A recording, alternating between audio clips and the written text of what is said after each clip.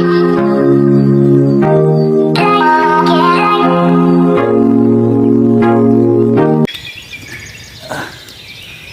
mga vendor, no? Ayun. Napaan mo muna. Yan. So, yung tawag sa panali na yung mga vendor, buri. Sa dito mga vendor, yung tinatawag nilang umaga sa atin, yung lamok. Dito naman sa Bakawan, mangrove, tinatawag nila, no? Niknik, yung maliliit lang pero pag kumagat, talagang sulit mga vendor, sobrang sakit. So, yan din yung mga vendor talian. Yan.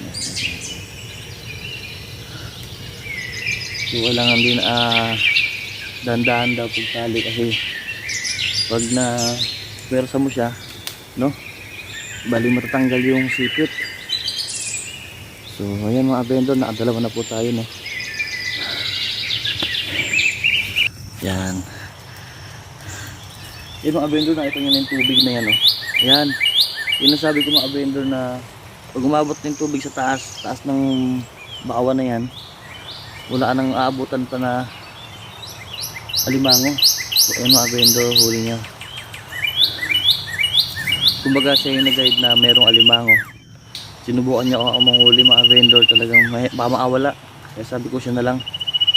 So ayun mga vendor, sa atin diba yung hilamos talagang dito, at yung dagat ihilamos na at putik.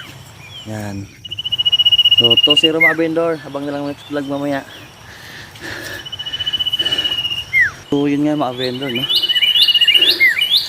naisa na tayo. Sinaita ng kuyawan nyo na may apak ng alimango, kaya yun, sagit lang natin ng uwa. Pero yung pinatali mga vendor, siya na. Tinuruan nyo na pa maghawak sa likod ng alimango, kasi ba maagat tayo, putol lang kami mga vendor pag naagat ng alimango.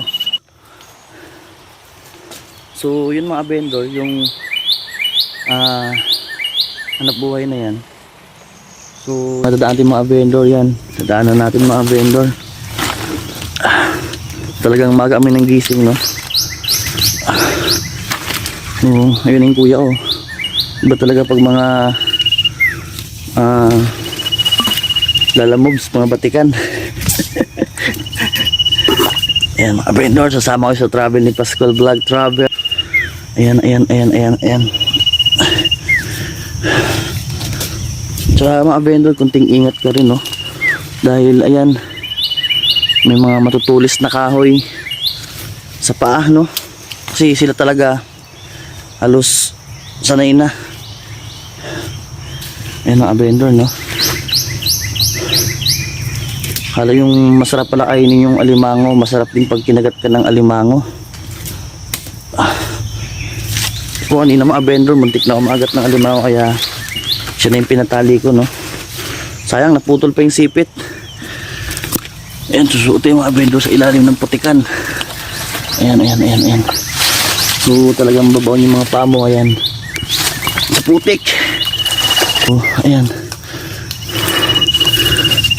kasi umaga kami umalis kasi may sinasabi silang mga taib o hibas, yung mga sinasabi nila na yung alimango daw nasa taas, tulad itong tuyo, no. Kasi pag mataas na yung tubig, walang vendor, hindi na raw makikita dito sa Bakawan. Yung tawag itong Bakawan mangrove. So ayan, nakaisa na tayo mga vendor, no.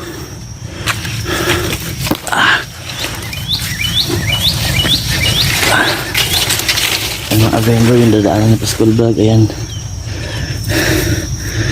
yung kuya ko nandun na sa dulo. Ayan mga vendor, tayo. So shout out sa inyong lahat.